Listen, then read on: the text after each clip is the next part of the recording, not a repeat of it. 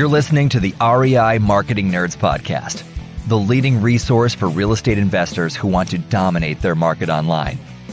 Dan Barrett is the founder of AdWords Nerds, a high-tech digital agency focusing exclusively on helping real estate investors like you get more leads and deals online, outsmart your competition, and live a freer, more awesome life. And now, your host, Dan Barrett.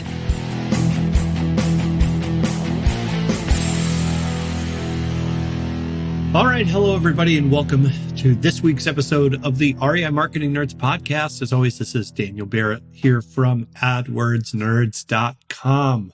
Hope you are doing awesome. Hope you are feeling good as we head into 2020. And this week, I've got a really fun interview with Ryan Substand. Now, Ryan and I first met in my coaching program, the Search, Click, Convert Bootcamp. Ryan went through there to learn Google Ads for his investing business, had a really successful time, and then came into my long-term coaching program, which is called the REI Marketing Mastery Program. And he is just a really impressive guy. He is not only running a successful investing business, he's balancing that with a full-time job as an engineer and a growing young family. And so I wanted to talk to Ryan, not only about the kind of marketing that he's doing and the kind of mindset of engineering that he brings to the work that he does, but also just how he balances all of that. Because I don't know about you, but, increasingly for me, not only just getting the most out of my business, that's obviously very important to me, but I also think a lot about how am I balancing that with the other priorities in my life. And I just wanted to see how Ryan does that because he has got a lot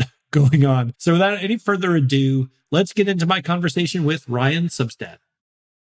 All right, everybody, this is Daniel Barrett, and I'm here with Ryan Substand. He is a real estate investor in the Seattle and surrounding areas. I would say if you're familiar with Seattle, which I'm not, but if you are familiar with the Seattle area, that's South King County and Pierce County. Ryan, welcome to the show, man. Thanks for being here. Yeah, thanks for having me. Yeah, it's my pleasure. So let's get started the way I usually like to, which is just tell me how you got started in real estate and in real estate investing. What was your into this weird world we're part of? Yeah, so I have a full-time job. I work for Boeing as an engineer. A couple of years ago, my wife and I and our 2-month-old went on a business trip to Japan for 4 months. It was kind of at the beginning of the trip while we were there that I was thinking, I don't know if I really want to do engineering, sit behind a desk for 40 more years and then retire. And so I thought, what can I do that I can kind of work for myself, I guess. So I did some research online, found a couple different options, but one of the main things that caught my eye was flipping houses. So that's kind of where I got into it. And so I did a bunch of research. I had a train ride into work every day in Japan. And so I was reading books both ways and took in a lot of information. And then we got back to Seattle. Seattle's a pretty expensive market. Houses are pretty expensive around here. So I thought, I'm originally from Minnesota. So I thought, my wife and I actually are. So we thought, let's move back to Minnesota and then we can get started there where things are a little cheaper. But things weren't working out to get back to Minnesota. So I decided to jump in here. And that's kind of how I got started.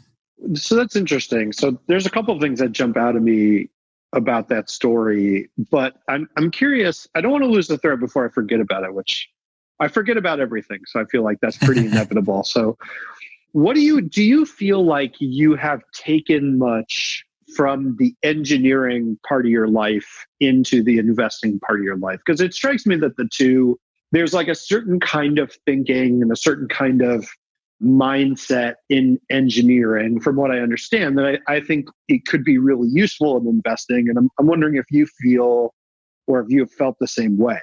Yeah. So I'd say a little bit. I'd say definitely on the numbers analyzing side. That's kind of one of my strengths as far as running numbers. It can also hinder me in times with over analyzing things, but it's definitely transferred over. I'd say the analyzing portion of it mostly. Yeah. He said, you overanalyze things. My immediate response was, well, I've never had that problem, Ryan. I don't know what you're talking about. As I painfully overanalyze literally everything in my life. So yeah, totally get it. Well, okay. So, and I'm also curious about your experience in Japan. I lived in Japan for a little while when I was in school. It's a very different kind of world. So was that like kind of like a first for you, or is that kind of thing you guys had done before? So I've traveled for work quite a bit, but it's mostly to like Wichita, Kansas. So it's not the most Wichita. exciting. Yep. Yeah, that's cool. They do have good barbecue there, so I will give them that. Yeah, for sure. So what did you take anything away from that Japan experience? I mean, obviously it was a formative moment kind of for getting you into real estate. What was your take on that? It seems interesting. Yeah, it's definitely a different culture over there for sure. I mean, I love the train mass transportation there, very on schedule. And I didn't know much of the language really, so it's hard to communicate. We were more in a industrial area, so not so touristy. Mm-hmm. The people in our hotel knew some English, but pretty much everyone else was speaking Japanese. So it was hard to understand and communicate a lot. But I mean, you figure it out with using hand gestures and things like that. My wife met some other expats that were over there with their husbands working for Toyota and Lockheed Martin and things like that. So she had a good experience over there. I worked a lot, so it was hard to get that full Japanese experience. But yeah, it strikes me as like it's almost like every now and then when I get to travel with the band or I get to travel for music, it's always like people are like, "Oh, like did you get to like see the city?" And I'm like, "No, I didn't see any of the city." You know, I went to do the thing, and then I did the thing, and then I fell asleep. But so that's cool. So I want to make sure. So you are currently also working. You're still working as an engineer now, right? Or did you stop that? I am. Yep, I still am. So let's talk about your real estate investing business now, because I want to kind of make sure everyone gets the lay of the land of like what you're doing now. So your website is northwestpropertysolutions.com, right? So that's the site. Everyone can go check it out if they want to see what you're doing. Tell us a little bit about that business and kind of how it's structured right now. Yeah, so that's kind of my wholesaling business. I send all my marketing through Northwest Property Solutions, and deals come in, and then I have a separate company that's my flipping company. And so I'll keep what I want to flip, and then I'll wholesale what either doesn't work for me or isn't in my area. And so I've kind of done more flips over the last year. It's taken quite a bit of time to do that. It's turned out pretty well overall. I did 4 flips in the year and then a few wholesale deals. So still working on, and this is all part-time again. I also have a 3 and a 1-year-old, so they keep me busy as well.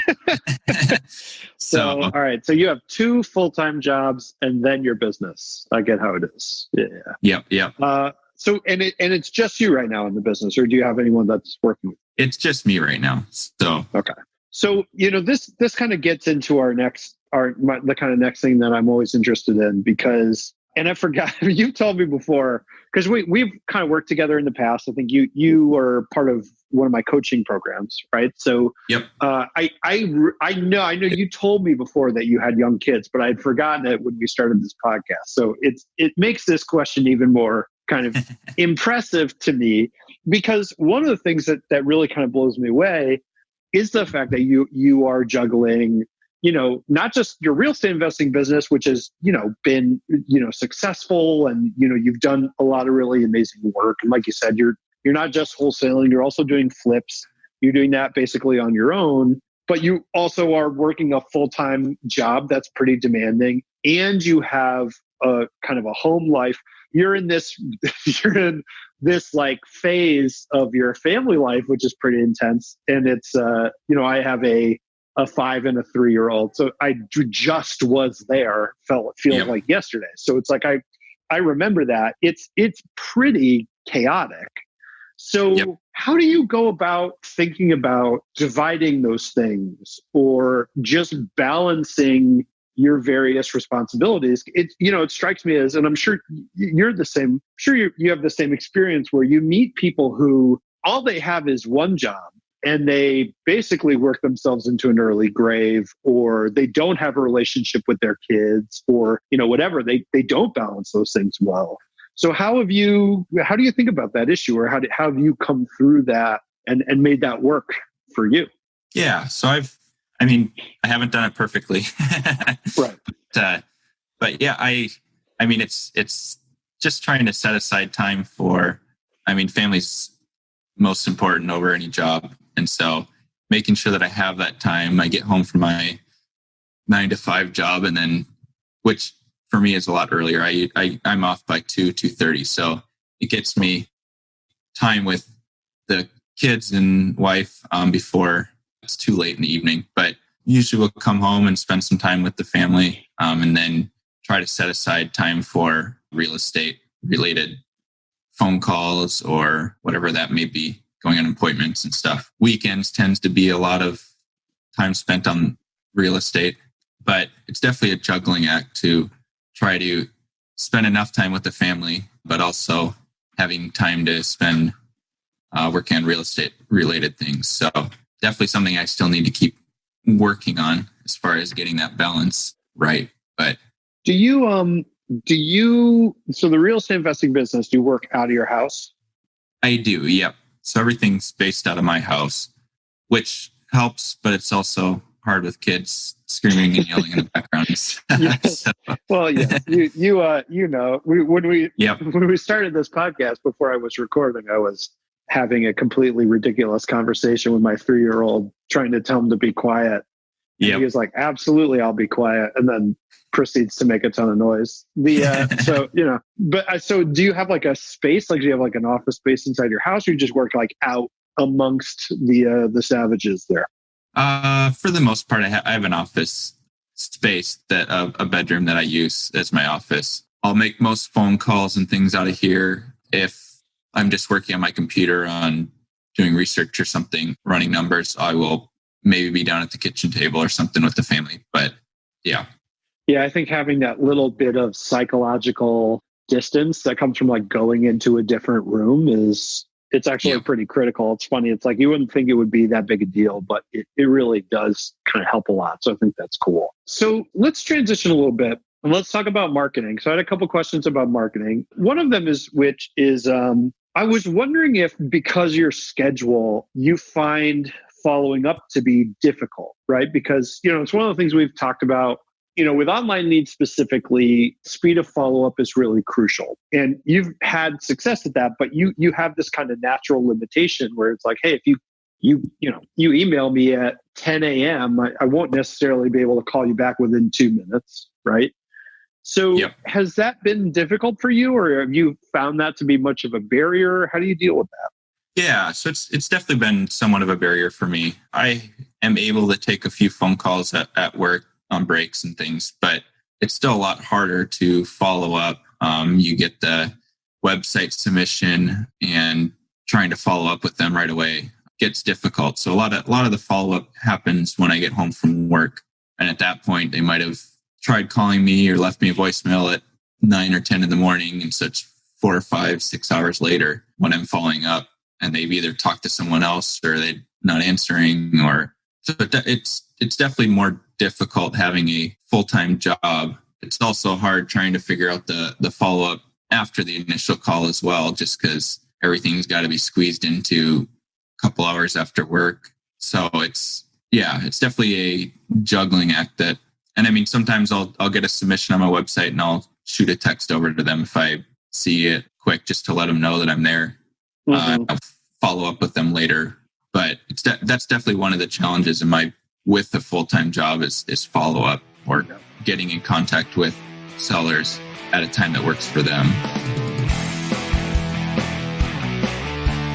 Want to find motivated seller leads online, but don't know where to start? Download our free 2019 Motivated Seller Keyword Report today. AdWords nerds have spent over $5 million this year researching the most profitable keywords for finding motivated seller leads. And you can grab these exact keywords when you download our report at www.adwordsnerds.com/keywords.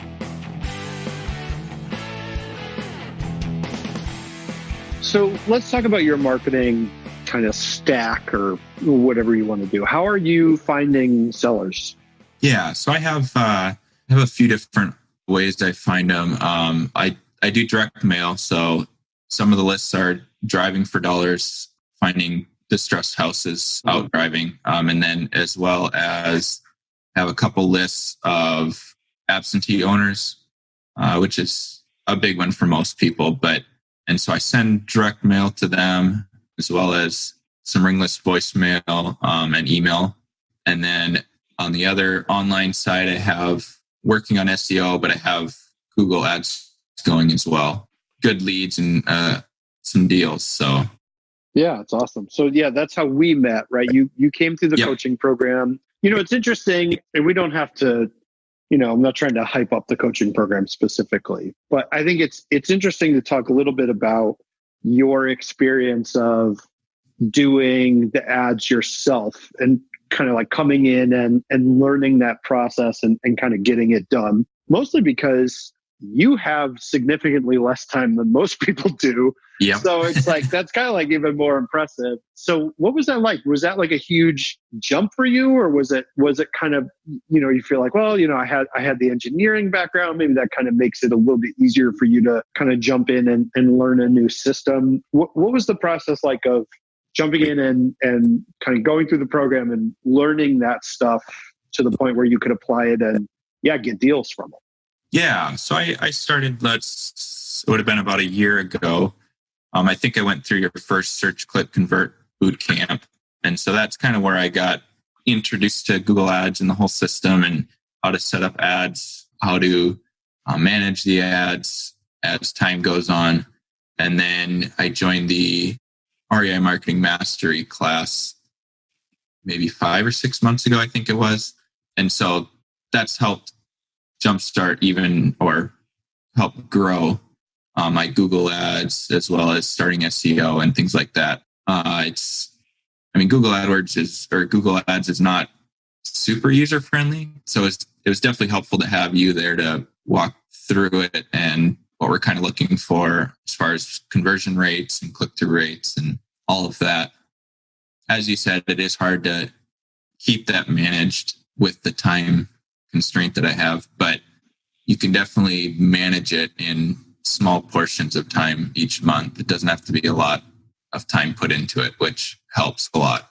Yeah, I think that's actually a big misconception, especially because I think if you think about hiring an agency, like we have an agency, right, works with investors. And so when people hire us, they kind of see our team putting in like obscene amounts of hours or whatever, right? And that's partially because it's like, hey, like, you're hiring a professional team, you're probably spending a significant amount of money on that.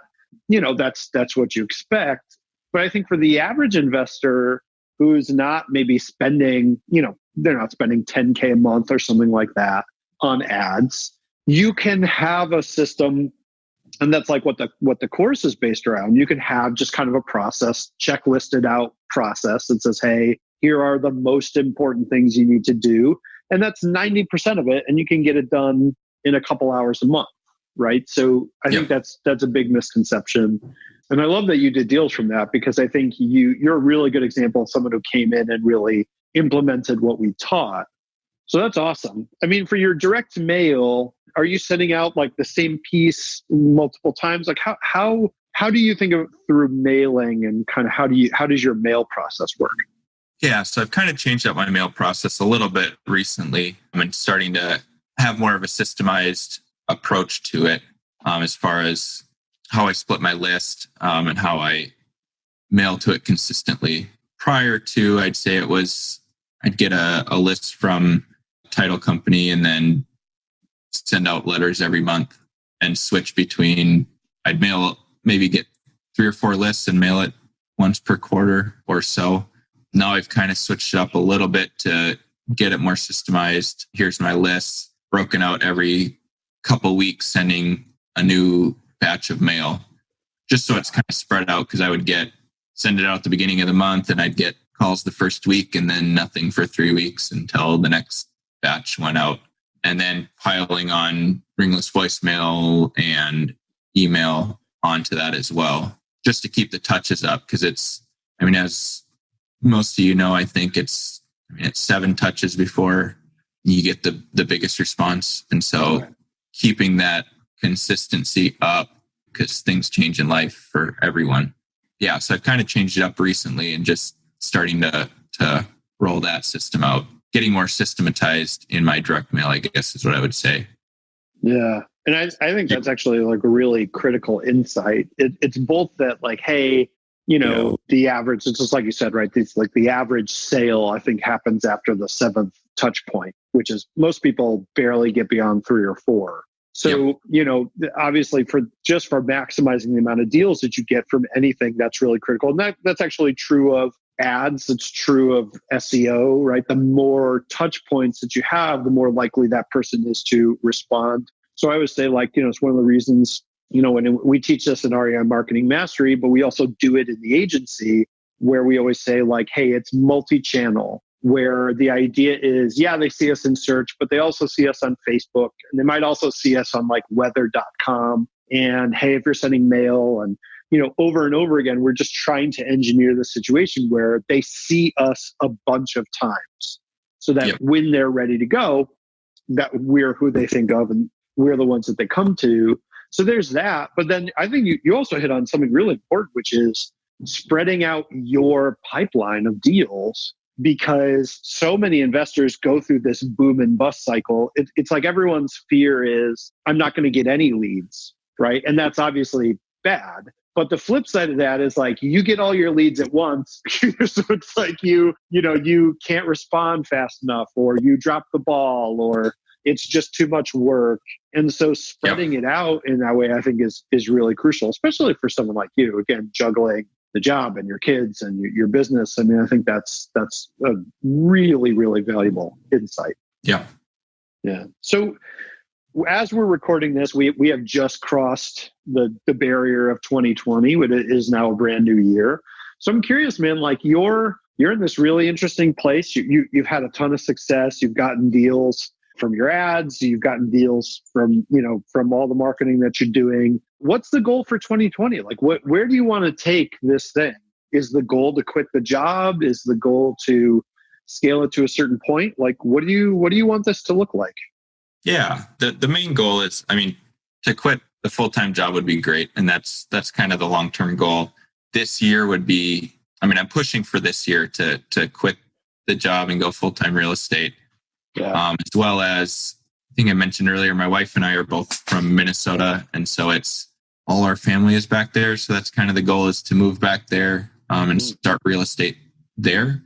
But keeping my pipeline and systems going in Seattle. Since I built that up, I don't want to let that go. So trying to figure out how to do that remotely, as well as getting things started in Minnesota, so that if and when we move back there, that things are already going, as it takes time to build things up in a new market. So those are kind of the goals for this year. Still working on specifics as far as how many deals and things like that for goals this year. But those are the overarching bigger goals that I'm working towards this year. Yeah, that's awesome, man. That's really exciting, kind of life-changing stuff. So that's pretty awesome. Yeah. And I think I will say, like, I think you have proven yourself to be someone who really seeks out information and acts on it. So I think of all the people I've ever talked to who say like, well, hey, this is my big goal. I think you are definitely going to get there. And I think being an REI Marketing Mastery is great for you too, because it's like, hey, then, if you want to change things, you want to test, the Minnesota market, or you want to talk about putting your marketing on autopilot in Seattle, I'll be there to help you do that. The team will be there to help you do that. And there's a really nice community of folks in there. So yeah, man, I just wanted to tell you, like, I really appreciate having you part of that community. You've been great. And you've been great kind of at every step of the way. So I really appreciate you, and super excited to see where you take Northwest Property Solutions in 2020 and beyond, man. I think that's going to be really exciting.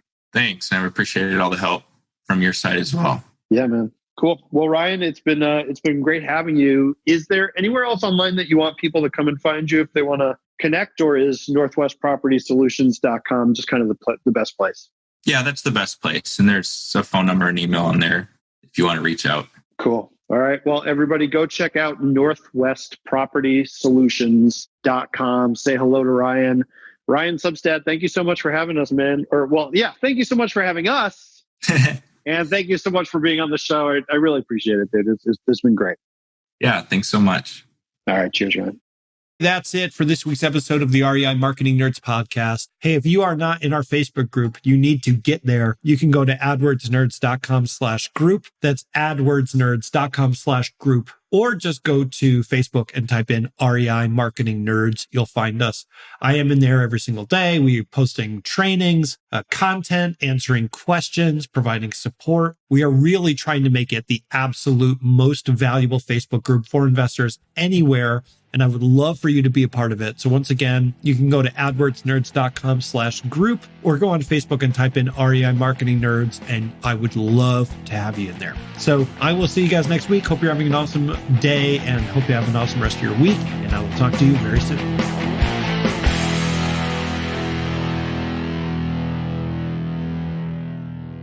This is thepodcastfactory.com.